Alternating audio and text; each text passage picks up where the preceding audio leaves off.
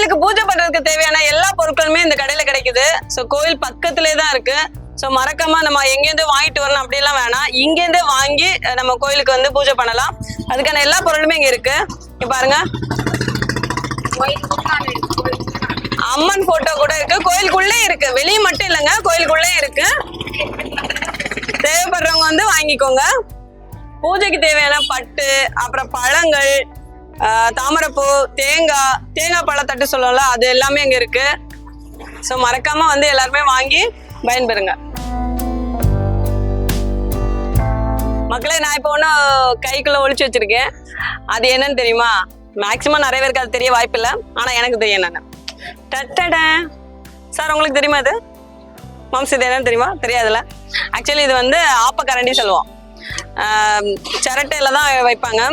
பெரிய பானையில சோறாக்கும்ல, அதுக்கெல்லாம் இது நல்லா யூஸ் ஆகும். ஏன்னா கரண்டி வந்து கையில பிடிக்கும் போது வந்து தீ வைக்கப்படாது. ஸோ நல்லா அப்படி கிண்டி எடுக்கிறதுக்கு தான் இந்த கரண்டி யூஸ் ஆகும். இதோட பேர் என்னன்னா ஆப்பக்கரண்டி. யாருக்கெல்லாம் இது வந்து முன்கூட்டியே தெரியும் அப்படிங்கறது மறக்காம கமெண்ட்ல சொல்லணும். ஓகே, இது என்னது?